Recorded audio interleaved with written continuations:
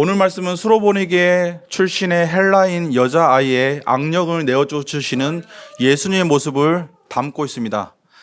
이 아이는 어린아이라서 아무것도 자각하지 못하는 그런 연약한 상태에 있습니다. 자기 힘으로는 자기 스스로가 어떤 상황에 빠진 것인지를 알지 못하는 상황에서 그의 어머니만이 이 아이를 도울 수 있는 유일한 희망이었습니다. 그의 어머니는 이방 사람에도 불구하고 주님을 향한 굳건한 믿음을 가지고 예수님께 나아갔으며 그 믿음이 그의 자녀를 살렸다 하는 말씀이 오늘 말씀의 배경인 것입니다. 사랑하는 성도 여러분, 우리가 복음서를 보면 그 복음서 가운데 가정과 자녀를 향한 주님의 마음이 얼마나 많이 등장을 합니까? 우리가 살펴보았던 야이로의 딸을 기억해 보십시오. 그 어린 딸을 향하여서 아버지의 구구절절한 마음을 알아주시고 그 딸을 고쳐주신 분이 누구십니까? 예수님이었습니다. 그런가 하면 거라사 광야를 보면 미쳐서 정신이 온전하지 못한 상태에서 악령에 휘둘리는 한 가정을 두고 그 가정을 회복시키시고 너의 가정으로 돌아가라 라고 잃어버렸던 아버지, 잃어버렸던 부모를 다시 찾게 해주신 분이 누구십니까? 예수님입니다. 다른 한편으로는 손 마른 자를 보면 손이 마랐다고 하는 것은 육체 노동을 하며 살았던 1세기 팔레스타인에서 경제적으로 살아갈 수 있는 모든 수단을 잃어버렸다고 하는 것인데 그 손 마른 자를 고치심으로 말미암아서 한 가정을 회복시켜 주신 분이 누구십니까? 예수님이십니다. 그래서 복음서를 보면 이상할 정도로 가정에 대해서 자녀에 대해서 끊임없이 주님께서 긍휼의 마음을 품고 고쳐주시고 회복시켜 주시는 것들을 경험할 수 있습니다. 나는 오늘 여러분의 가정과 자녀를 주님께서 같은 은혜로 회복시켜 주시기를 주님의 이름으로 축복합니다. 그런가 하면 다른 한편으로 오늘 본문 말씀 보면 두로 지방, 다시 말해서 헬라인의 땅으로 복음이 확장되어 가는 것들을 볼 수 있습니다. 생명력 있는 것, 진리라고 하는 것은 끊임없이 자라고 뻗어나가는 것입니다. 살아서 움직이는 것이 진리이며 복음입니다. 그것을 주님께서는 보여주십니다. 먼저 24절 말씀 우리 한번 한 목소리로 다시 읽어보도록 하겠습니다. 마가복음 7장 24절 말씀입니다. 시작. 예수께서 일어나사 거기를 떠나 두로 지방으로 가사 한 집에 들어가 아무도 모르게 하시려 하나 숨길 수 없더라. 예수님은 갈릴리 북부 가버나움에서 배척을 받으셨습니다. 유대인들은 예수님을 배척했고 예수님은 그곳을 떠나 가버나움으로부터 약 80km 떨어진 두로 지방으로 들어가셨습니다. 두로 지방이라고 하는 것은 여러분들이 사진을 찾아보시면 얼마나 아름다운지 모릅니다. 그런 곳에 가서 좀 쉬고 싶다 할 정도로 굉장히 아름다운 곳인데 그 두로 지방은 지중해 해안에, 그러니까 지중해 연안의 해안에 있는 도시입니다.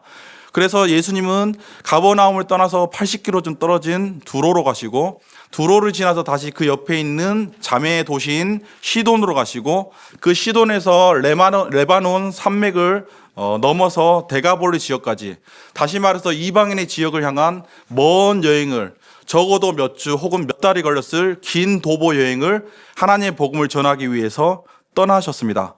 그런데 오늘 본문 말씀 보니까 그 주님께서 두로 지방으로 가셔서 한 집에 들어가 아무도 모르게 하시려 하나라고 기록되어 있습니다.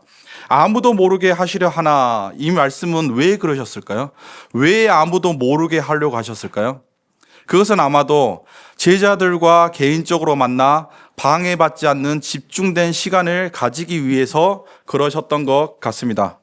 여러분들 기억하시다시피 예수님은 사람들의 찬반이 갈리는 긴장된 사역을 하셨습니다. 사람이란 게 참 요상한 게 9사람한테 칭찬을 들어도 한 사람한테 욕을 얻어먹으면 그 한 사람이 한 부정적인 말이 9사람의 칭찬을 가리고 마음에 남아서 상처를 줘요. 그러니까 괴로워요. 그 공무원이나 많은 사람들을 상대하는 사람들이 어려운 게 왜 어렵냐면 10사람이 칭찬해도 한 사람이 이상한 얘기를 하면 그 이상한 얘기 때문에 그 마음에 상처를 받고 괴로워서 어쩔 줄을 모르는 게 사람이에요. 그런데 예수님의 제자들을 보십시오. 서민들, 힘 없는 사람들은 예수님을 환영하고 기뻐했지만 수많은 사람들, 종교 권력자들, 지도자들은, 힘 있는 사람들은 예수님을 향해서, 제자들을 향해서 죄다 손가락질했습니다. 그러면 그것이 사람들의 찬반이 이렇게 엇갈리는 반응이 나타날 때 제자들의 마음속에 얼마나 큰 아픔이 있었겠습니까? 그래서 제자들은 긴장된 사역을 계속해서 해나갔기 때문에 몸과 마음을 돌보는 휴식의 시간이 필요했습니다. 그래서 예수님은 제자들을 데리고 그동안 해왔던 사역들을 다시 한번 돌아보고, 또 제자들이 예수님의 말씀 가운데 이해하지 못하는 말씀들은 다시 한번 여쭤봐서 그 말씀들을 깨닫고, 그리고 뿐만 아니라 앞으로의 사역이 어떻게 될 것인지 그것들을 계획하고 설명하는 시간들을 가졌습니다. 다시 말해서 주님께서 제자들을 세우고 돌보시는 방식이 무엇이었냐면 함께 시간을 보내는 것이었습니다. 사랑하는 성도 여러분, 소중하다는 게 뭔지 아십니까?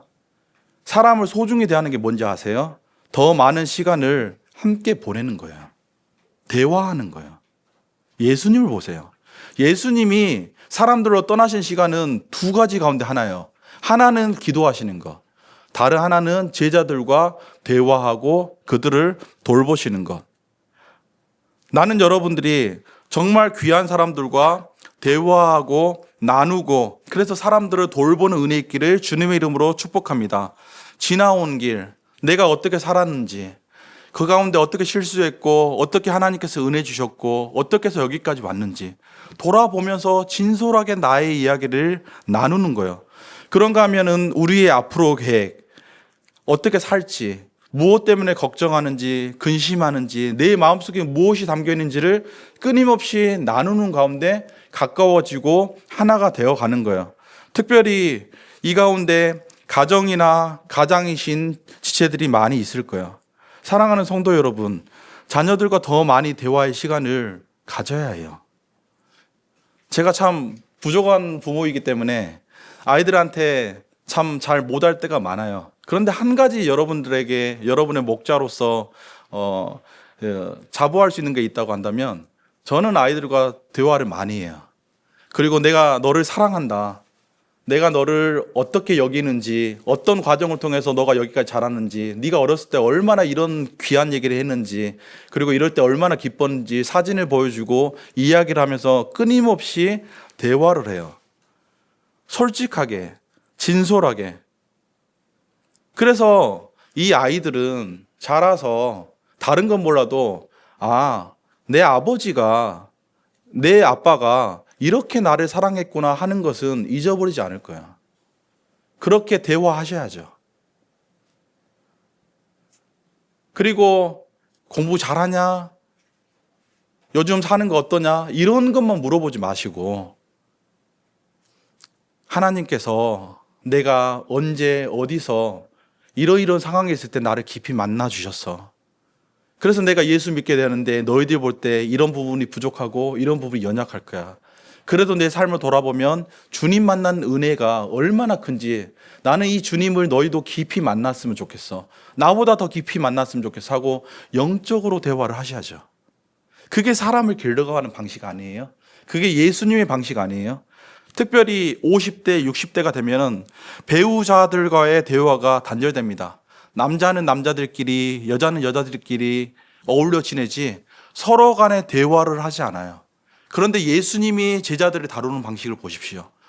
시간만 나면, 틈만 나면, 기회만 허락되면 깊이 대화를 하는 가운데 영적으로 하나가 되고, 오해하는 부분들을 풀어주고, 그렇게 해서 사람들 안에 있는 긴장을 풀어주고, 그렇게 해서 영적으로 바로 잡아주는 작업들을 끊임없이 해나가는 거야. 세상 사람들이 살아가는 방식을 본받지 말고, 잘 안 돼도, 어려워도 계속해서 이야기하는 거예요. 저는 잘 돼서 여러분들한테 그렇게 하라고 얘기하는 게 아니고, 저도 안 되지만 끊임없이 하나님의 말씀에 비춰봤을 때 그렇게 하는 것이 옳기 때문에 권면 드리는 거예요. 교회 안에서 자랑하는 것은 얼마나 어리석은 일입니까? 교회 안에 자식 자랑에 앞서고 사업장 자랑에 앞서고 하면 교회 안에 영적인 교제가 끊임없이 끊겨요. 교회는 솔직한 심정으로 내가 살아가는 삶을 나누고 나의 기도 제목을 나누는 가운데 내가 사람 앞에 고백하는 것이 아니라 하나님 앞에 고백하는 가운데 치유함을 받는 거예요. 그것이 사람을 길러가는 예수님의 방식이에요. 사랑하는 성도 여러분, 여러분 마음속에, 여러분 삶 속에 진실한 대화, 솔직한 대화, 영적인 대화가 누구를 만나든지 회복되어서 여러분을 만나는 모든 사람들마다 긴장을 풀고 마음의 걱정과 근심을 내려놓고 다시 예수님을 바라보는 은혜 있기를 주님의 이름으로 축복합니다. 이렇게 나눠볼까요? 옆에 사람들하고 대화합시다 하고 인사 나누도록 하겠습니다. 예. 예. 목회자에게는요, 힘든 문제를 가지고 목사님 이거 기도해 주세요. 저 이런 기도가 필요해요. 사실은 제가 목사님께 말씀드리기도 부끄럽지만 사실 이런 문제 가지고 고민하고 있어요. 그게 얼마나 위로가 된지 아세요? 이 양이, 이 성도가 나를 정말 목자로 생각하는구나. 나를 통해서 주님께 말씀드리려고 하는구나.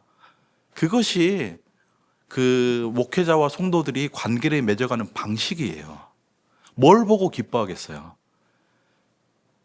우리 삶 가운데, 우리 가정 가운데 힘들고 어려워도 끊임없이 우리 아버지는, 우리 어머니는 우리와 대화하기를 원하는구나.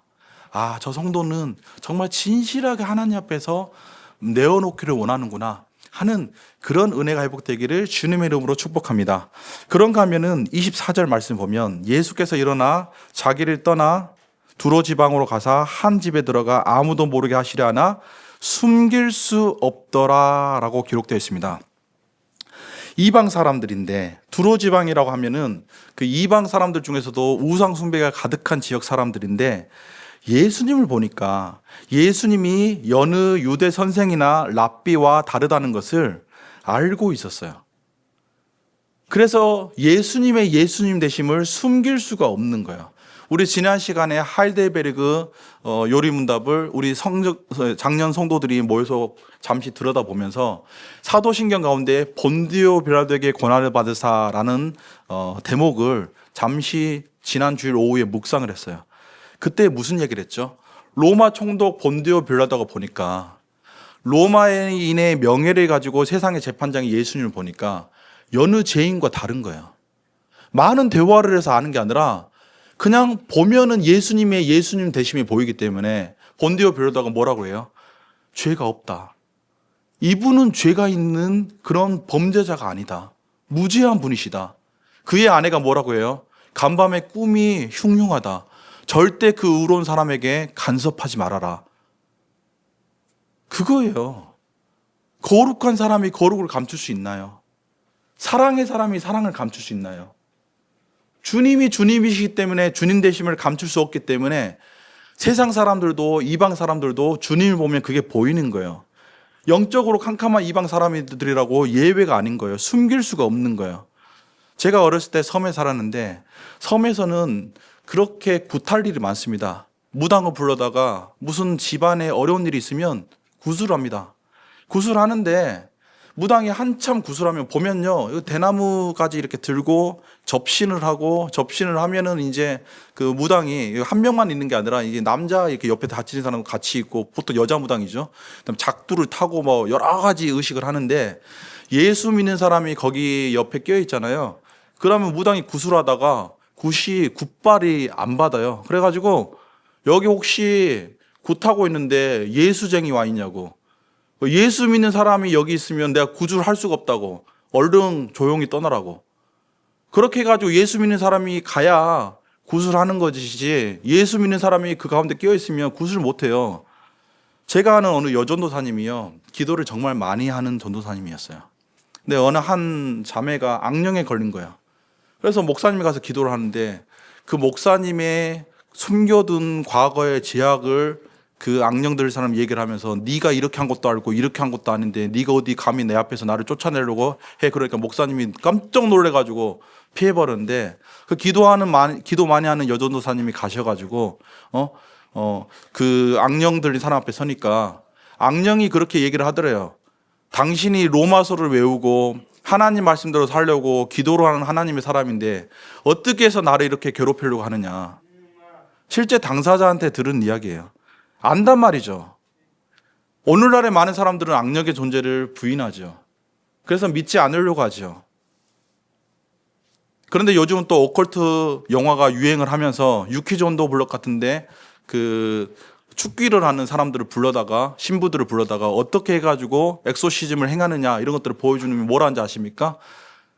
실제 악한 영을 쫓아내는 과정들은 여러분들이 영화로 보는 것보다 100배 이상 무섭습니다 라고 얘기를 하니까 그 유명한 사람들이 고개를 끄덕끄덕하면서 그런 일들이 실제로 있느냐 하는 것들을 인터뷰하고 하잖아요.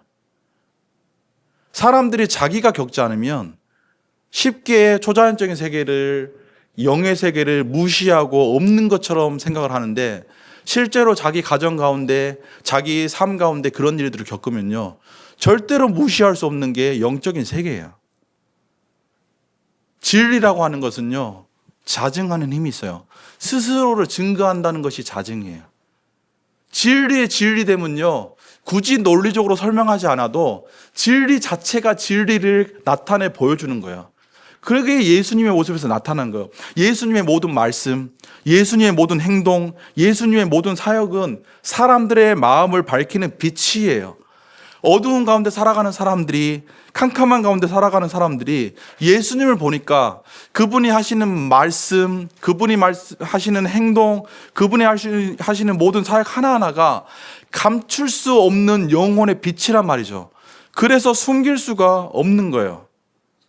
여기 우리 성도들이 모여있는데 설교자가 참 두려운 게 뭔지 아세요? 성도들이 신앙생활을 잘 하든 하지 않든 간에 설교자가 강단에 올라오면 이 설교자가 성령 충만한 사람인지 그렇지 않은 사람인지, 예수님을 진심으로 사랑하는 사람인지 그렇지 않은 사람인지 교회에 나온 초신자들도 알아요, 몰라요? 안다 이 말이에요. 안다 이 말이에요. 감출 수가 없는 거예요.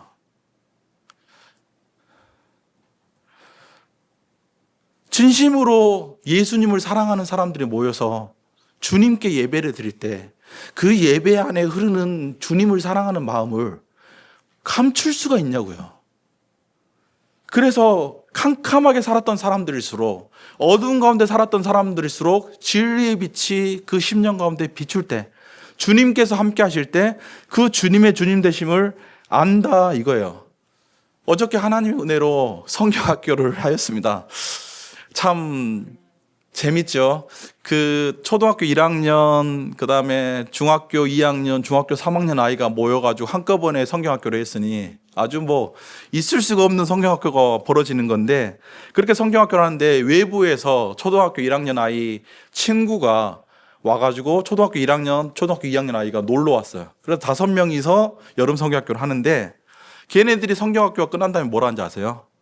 다르다. 이 교회는 다르다. 뭐가 다르냐면 끊임없이 말씀을 가르치고 그것을 깨우치려고 애를 쓰고 노력을 하니까, 그래서 걔네들이 교리란 무엇인가에 대해서 달달달 외워서 갔거든요. 그러니까 걔네들이 다르다. 오늘도 여기 오고 싶다 해가지고 아니다. 오늘은 니네 교회 가라 하고 친구 다니는 교회가 있으니까 가라고 얘기를 했는데 그 꼬마들도 다르다라고 하는 걸 알아요. 애들 중에 한 명은 뭐라는지 아세요? 목회자인 저한테 수고했다고 어깨를 턱툭툭 두드려줘요. 하루 종일 수고했다고. 그러니까 안단 말이에요. 감출 수가 없단 말이에요. 사랑하는 성도 여러분, 여러분의 존재가 그래요. 감출 수 없는 존재예요. 산 위의 마을이 감출 수 없듯이 여러분의 존재를 하나님께서 그렇게 만드셨어요.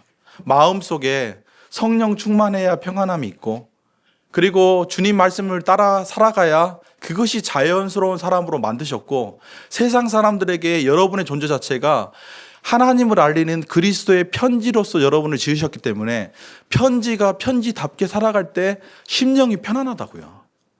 아무리 돈을 많이 벌고 아무리 세상에서 명예를 얻어도 하나님이 나를 인정해 주지 않는다고 생각이 되면, 그러면 그 순간 마음속에 평안을 잃어버리는 게 감출 수 없는 여러분의 존재라고요.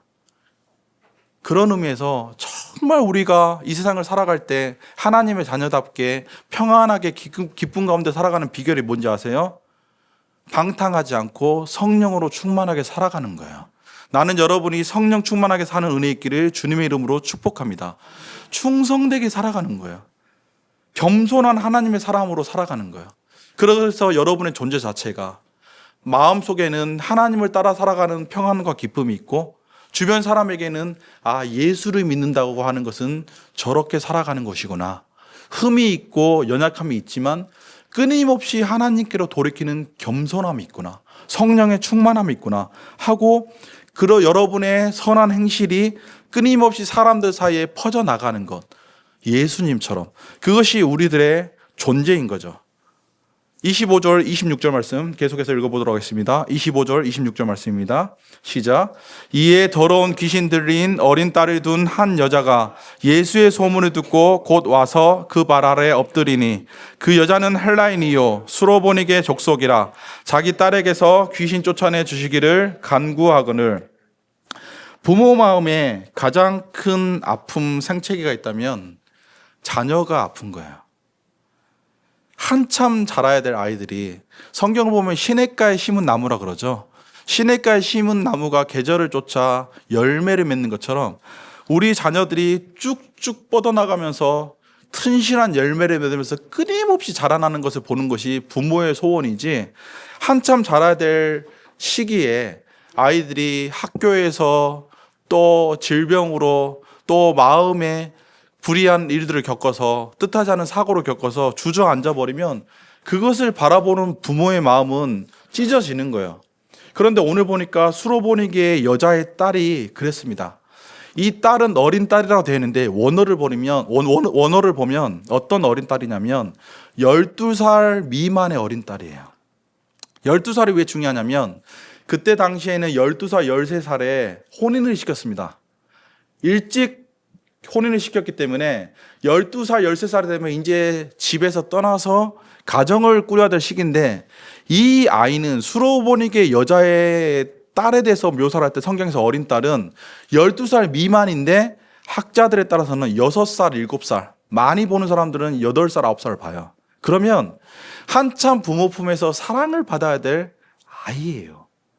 애가 자라면서, 특히 여자아이들은 자라면서 그 말이 늘고, 그러면 남자애들하고 다르게, 남자애들을 비하하는 게 아니에요. 남자애들하고 다르게 얼마나 말을 조잘조잘 예쁘게 잘합니까? 대화가 되기 시작하고, 부모의 뜻을 알기 시작하고, 자기 생각이 조금씩 올라오기 시작하고, 그러면 얼마나 귀엽고 예쁘고 사랑스럽습니까? 그런 아이예요. 그런 수로보니게 여자의 딸인데, 그 어린 딸에게 이상한 증세가 나타나기 시작하는 거야. 몸이 아프면, 야이로의 딸처럼 몸이 아프면 의원을 찾아서 헤매겠는데, 몸이 아픈 것도 아니고, 어떤 지능이 떨어져가지고 무슨 얘기를 하면 알아듣지 못하는 그런 지능상의 어려움을 겪는 것도 아니고, 인격 속에 악한 영이 들어간 거야. 그래서 인간의 상식으로는 이해할 수 없는 기괴한 일들을 그 악한 영 때문에 하기 시작한 거야. 그러면 이 수로보니게 여자가 그렇게 딸의 험하고 괴로운 일들을 만났을 때 제일 먼저 예수님을 찾아가겠습니까? 아니에요. 이 여자는 항상 보고 들은 것이, 그 두로 지방에 살면서 수로보니게 족속으로 살면서 주변에서 우상을 숭배하고 우상을 의지하는 것들을 보았기 때문에, 딸이 어려움을 겪었을 때 맨 먼저 습관처럼 하던 대로 했을 거예요. 우상 신전을 찾아서 제사를 드리고 주문을 드리고 하는 일들을 했을 거란 말이에요.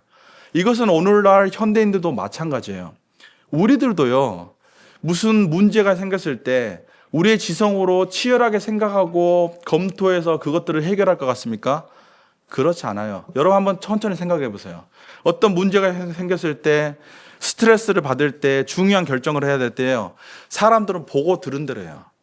지금까지 보고 들은 경험과 습관을 쫓아서 일을 결정하고 보고 들은 대로 생각하지, 깊이 생각하면서 가정을 꾸리기 전에 가정이란 무엇인지, 자녀들과 대화하기 전에 내 자녀들과 관계는 어떻게 돼야 되는 것인지, 사업장에서 소금으로 빛으로서 하나님의 자녀로서 어떻게 살아야 될 것인지 지성을 따라서 깊이 생각하는 것이 아니라 자신의 경험과 습관대로 행한단 말이에요. 수로보니게 여인은 그렇게 행했을 거예요. 그래서 우상 신전을 따라서 제사를 들어보고 주문을 해보기도 하고 온갖 것을 하는데 안 되는 거예요. 그런 점에서 수로보니게 여자는 불리한 출발점을 가졌어요. 어렸을 때부터 듣고 본 모든 것이 하나님과 거리가 먼 이방 사람이었어요.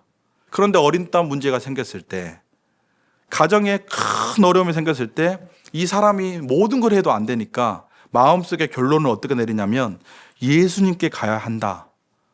예수님만이 이 문제를 해결해 주실 수 있다 하고 결론을 내리고 마음을 정하고 자신의 평생 의지했던 모든 의상을 버리고 예수님께로 나아가는 거예요.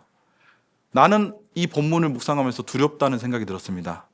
왜 두려웠냐면 평생 예루살렘 성전에서 제사를 드리고 혈통상 아브라함의 자손으로 살았던 율법을 맡은 유대인들이 하나님께 버림을 받았어요.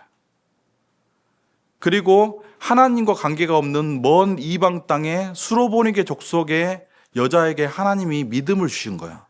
다시 말해서 하나님이 가까이 있다고 생각하는 자는 내치시고 멀리 있다고 생각하는 연약한 이방 여인에게는 믿음을 주셨어요.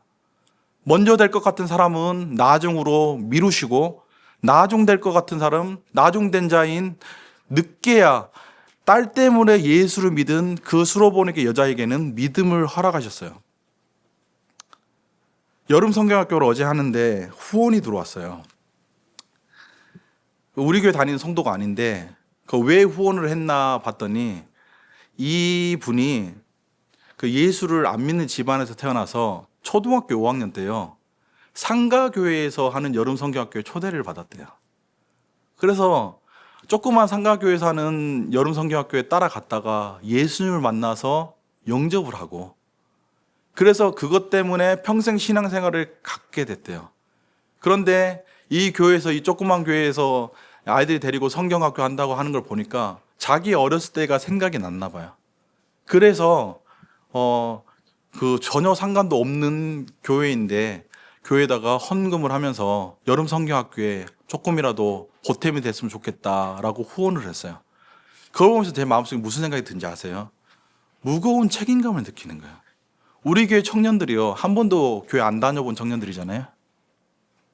우리 교회 성도들 가운데 정말 대다수의 사람들이 신앙생활 안 해본 사람들이잖아요.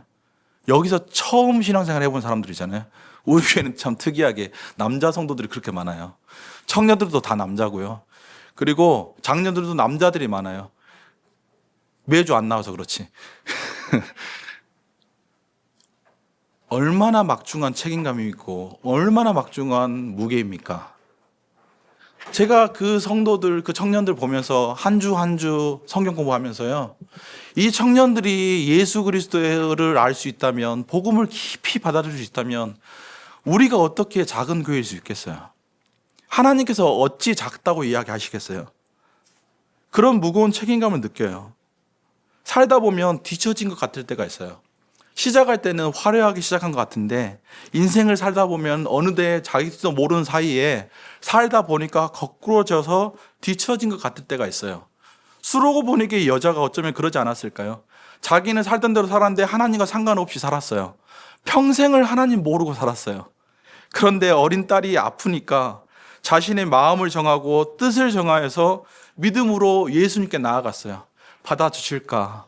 나 같은 사람을 받아주실까? 영접해 주실까? 하고 정말 아무것도 없는 빈손으로 나아가는데 자기가 이방 여자라고 하는 것도 아무 문제가 되지 않고 주님께서는 그 수로보니게 여자를, 그 믿음을 보시고 받아주셨어요. 예수님께 나아가는데 문제되는 것이 아무것도 없었다는 거죠. 그렇게 주님은 가까이 있는 자를 멀리 하시고 멀리 있는 자를 가까이 하시며 먼저 된 자를 나중으로 미루시고 나중된 자를 앞으로 세우시는 거예요. 저는 아버지가 농촌에서 목회하시는 것을 보면서 농촌이라는 게 참 그래요. 쉴 수 있는 시간이 없습니다. 주일에도 무슨 일이 있으면은 그냥 나가서 일해야 되고, 고추 널어놓은 거 있으면 비 오면 가서 걷어야지 방법이 없습니다. 그래서 제가 어렸을 때 본 게 뭐냐면, 농촌에서 신앙생활을 하시는 분들의 한 80%, 70% 이상은 주일 성수를 제대로 못해요. 그때 놓쳐가지고 그때 일을 못하면은 농사일이 어려움을 겪으니까 못하고 한 20% 정도 되는 사람만 제대로 뜻을 정하고 주일 성수를 하면서 그렇게 신앙생활을 해요. 그러니까 평생 동안 설교할 때 무슨 얘기 하는지 압니까? 주일은 거룩한 거니까 하나님 앞에서 안 믿을 건 몰라도 믿을 거면 바르게 믿고 예배자로서 살자라고 얘기를 하면 이 성도들이 이런 얘기 저런 얘기를 하면 또 목회자에 비해서 그런 얘기 나옵니다. 그러니까 나가서 널어놓은 고추는 비가 오면은 걷어야죠. 그것 가지고 그럽니까? 아예 예배 시간도 일 정해놓고 예배드리지 않는 거 가지고 그러죠. 하고 일일이 하나하나 설명을 해주면서 어떻게 주일 성수를 해야 되는지를 이야기를 해야 돼요. 그 왜 그런지 아세요? 마음이 무엇보다도 예배드리는 게 소중하다 하고 예배자로서 정함이 없으니까 정함이 없는 사람들이니까 세세하게 하나하나를 설명해 줘야 되는 일들이 생겨나는 거예요. 그런데 제가 어른이 돼서 목회자가 돼 보니까 똑같습니다. 농촌교회만 그런 게 아니라 도시교회 와도요. 이런 상황 저런 사정으로 농촌 사람들이 얘기했던 거랑 똑같이 이래서 어렵고 저래서 어렵고 해서 예배 드리는 것을 다른 것보다 뒤에 미루는 사람들이 얼마나 많은지 모르겠어요. 그래서 저는 교회를 개척하면서 마음속에 그런 결심을 하고 다짐을 했어요. 뭘 결심했냐면 소방관도 있고 뭐 이런 직장도 있고 저런 직장도 있어서 예배 드리는 게 진짜 불가피하게 오전 시간에 예배 드리는 게 쉽지 않고 그런 지체들이 있다고 한다면 나는 그냥 새벽에도 예배를 만들고 오전에도 예배를 두세 개 만들고 오후에도 만들고 주일 저녁에도 예배를 만들어서 자 진심으로 예배 드리기 원하는 사람은 늦은 저녁에라도 와가지고 예배 드릴 수 있는 기회를 주는 목회자가 됐으면 좋겠다. 그래서 이렇게 다양한 세상에서 살아가는 사람들한테 정해진 시간 그 한 시간만 지키라 그러면 그게 쉬운 일이 아니기 때문에 여러 상황을 가진 사람들이 어떻게 하든 예배 드리고 싶은 마음만 있으면 예배 드릴 수 있도록 기회를 허락하는 그런 교회가 됐으면 좋겠다 하고 다짐을 했어요. 그래서 제가 아내한테 그런 얘기를 해요. 성도들 조금만 더 모이면 예배 또 만들 거야. 또 만들 거야. 그래서 지금 한 명도 성도들이 안 오는, 한 명 오는구나. 우리 동영 형제 한 명 오는데도 수요 예배, 금요 기도에 따박따박 드리고요. 조금 있으면 새벽 기도회 시작할 거예요. 조금 있으면 주일 오후 예배 시작할 거고요. 조금 있으면 주일 저녁 예배도 시작할 거예요. 왜 그런지 아세요? 정말 예배 드리고 싶은 사람, 굶주린 사람한테 하루 종일 예배할 수 있는 기회 주려고. 언제든지 나와서. 요즘 목회자들 간증을 들어보면, 간증이 아니죠. 이 얘기를 들어보면 MZ세대들이요. 그런다고 합니다. 서양 사람들 닮아가지고요. 한 달에 한 번 정도 출석하는 청년들이 그렇게 많대요. 한 달에 한 번 출석 정도를 하고 그래서 교회에 등록은 하고 헌금은 따박따박 내는데 그래서 목회자가 보면 분명히 출석 성도가 늘었는데 실제로 예배당에 가서 출석한 사람도 똑같답니다. 왜냐하면 돌아가면서 안 나오니까. 그런데 우리가 신앙의 선배들한테 배운 예배 정신이 뭐예요? 아무리 힘들어도 어려워도 하나님의 자녀들은 하나님께 예배하는 것이 먼저다 하는 것을 배우지 않았습니까? 초심교회는 그게 살아있었으면 좋겠어요. 항상 예배드리고 싶은 마음이 듭니까? 아니잖아요. 뭐 그런 얘기 있다고 합니다. 어느 어머니가 교회 가야지 하니까 이래서 가기 싫고 저래서 가기 싫고 하니까 다시 어머니가 다시 권유를 하면서 교회 가야지 이런 이유로 되고 저런 이유로 되고 교회를 안 간다고 하니까 어머니가 마지막으로 그런 얘기를 했다고 합니다. 그래도 네가 그 교회 담임 목사인데 교회 가야지 하는 얘기를 했다는 우스갯소리가 있어요. 목회자라고 해서 늘 예배 드리는 게 기쁘겠습니까? 힘든 일이 없고 괴로운 일이 없겠습니까? 그러나 하나님의 자녀들은 기쁘든 슬프든 주님 앞에 예배자로 서는 거예요. 나는 그런 은혜가 여러분들에게 회복되는 주님의 백성 되기를 주님의 이름으로 축복합니다. 그렇게 해서 주님께 나아갔는데 우리 주님의 말씀이 너무나도 차가워요. 우리 27절, 28절 말씀 한 번 더 읽어보도록 하겠습니다. 27절, 28절 말씀입니다. 시작. 예수께서 이르시되 자녀로 먼저 배불리 먹게 할지니 자녀의 떡을 취하여 개들에게 던짐이 마땅치 아니하니라. 여자가 대답하여 이르되 주여 올소이다마는 상 아래 개들도 아이들이 먹던 부스러기를 먹나이다. 이게 무슨 말씀일까요? 자녀의 떡을 취하여 개들에게 던짐이 마땅치 않다라고 그 이방 여인이 예수님께 나와왔을 때 예수님의 대답이 너무나도 차가워요. 여기서 이 개들이라는 말은, 상아의 개들이라는 말은 그 헬라 말로 유대 사람들이 개들이라고 할 때 그 단어가 두 가지가 있어요. 하나는 바깥에서 오물이나 그 묻히고 다니는 거대한 유기견들, 들개들, 그걸 가리켜 유대 사람들은, 이방 사람들은 개다 할 때는 그 단어를 써요. 그래가지고 들개라는 단어가 있고, 이방에 그러니까 거리에 다니는 개라는 뜻이 있고, 여기서 쓰인 개는 무슨 말이냐면 집에서 키우는 작은 강아지를 얘기하는 거예요. 그래서 주인 집에 있어서 거기서 항상 살면서 떨어진 것들을 주워 먹는 그런 강아지를 얘기하는 거예요. 근데 이렇게 얘기하든 저렇게 얘기하든 간에 개라고 이야기하면 그 얘기를 들어서 좋을 사람이 어디 있겠습니까? 모욕적이잖아요. 그런데 예수님께서는 희한하게 이런 모욕적인 이야기를 하심으로써 수로보니게의 여자 안에 있는 마음의 진정성을 드러나게 만드는 테스트를 하십니다.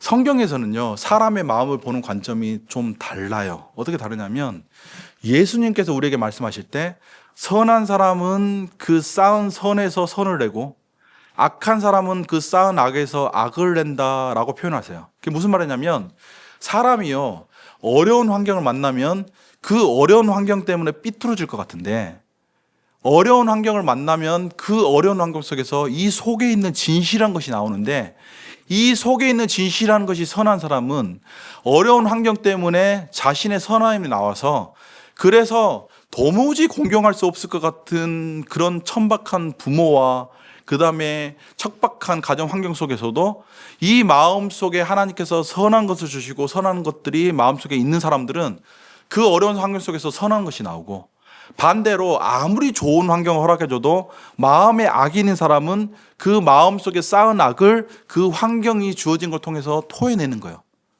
그럼 뭐냐면 수로보니게 여인에게 이렇게 개다라고 표현했을 때 그 여자의 마음 속에 조금이라도 교만하고, 그리고 주님 앞에서 어떻게 하든 딸만 고쳐보겠다는 그런 이기적인 심보가 있었다고 한다면 너무 모욕적이네, 어떻게 나한테 이런 얘기를 할 수 있느냐 하고 돌아섰겠지만, 이 수로보니게의 여자의 마음속에 정말로 절박한 겸손함이 있고 예수님이 아니면은 살 수 없다는 참된 믿음이 있었다고 한다면, 이 안에 있는 믿음이 예수님의 차가운 말씀에 반응해서 밖으로 나오게끔 해서, 그래서 수로보니게 여인도 자신도 깨닫지 못하는 자신의 참된 마음이 무엇인지를 깨달을 수 있는 도구로서 이런 차가운 말씀을 허락하신 거예요. 무슨 얘기인지 아시겠어요? 그래서 사람은 어려운 일을 만나서 악하게 되는 것 같지만 그게 아니라 마음에 선함이 있느냐 악함이 있느냐, 주님을 모시고 사느냐 아니면 주님이 없느냐에 따라서 내 마음에 있는 것이 환경을 만나서 거꾸로 밖으로 나오는 거예요. 그런 점에서 사랑하는 성도 여러분, 주님을 만날 때 신앙생활은 거래하는 게 아니에요. 내가 헌금을 하고 예배를 드렸으니까 주님 나를 이렇게 돌봐주십시오 하고 거래하는 게 아니라 주님은 경배하는 거예요. 나를 지으신 거룩하신 하나님, 나의 존재의 이유가 되시는 예수님, 내가 주님의 이름을 높여드립니다. 무릎을 꿇고 거룩하신 하나님의 이름을 높이는 가운데 경배로서 주님 앞에 나아가는 거예요. 그리고 주님께 나아갈 때 내가 원하지 않는 반응, 침묵, 냉정함이 있다고 할지라도 그것은 거절의 표시가 아니에요. 나를 사랑하지 않으셔서 이러나 하고 의심할 필요가 없는 거예요. 어려운 일을 당할 때, 여러분들이 질병을 당할 때, 가정에서 괴로운 일을 만날 때 그것은 주님의 저주가 아니에요. 주님의 재앙도 아니에요. 주님은 그런 방식으로 사람을 바꾸지 않으세요. 내가 어려운 일을 만나고 괴로운 일을 만날지라도, 즐거운 일을 만날지라도, 무슨 일을 만나든지 간에 우리가 해야 될 일은 뭔지 아세요? 나를 사랑하시는 주님을 믿고 신뢰하는 가운데 겸손함과 진실함으로 주님께 나아가는 거예요. 세상 사람들은 저 사람이 뭔 죄를 지어서 저렇게 어렵게 사나라고 얘기하지만, 예수 믿는 사람들은 저 사람이 어떻게 주님께 은혜를 받았기에 하나님께서 저 어려운 고난 가운데서도 주님을 붙들게 하나라고 다른 눈으로 보게 하는 거예요. 그러므로 무슨 일을 만나든지 간에 주님께서 돌보시는 인생에게 저주와 재앙은 없는 거예요. 모든 것이 합력하여 여러분들을 사랑하시는 하나님의 자비하심을 이끌어주는 통로가 되는 거예요. 그것이 수로보니게의 여자를 대하신 주님의 모습이에요. 그 모습을 기억하고 은혜 가운데 주님을 깊이 만나는 주의 백성 되기를 주님 이름으로 축복합니다. 기도하겠습니다.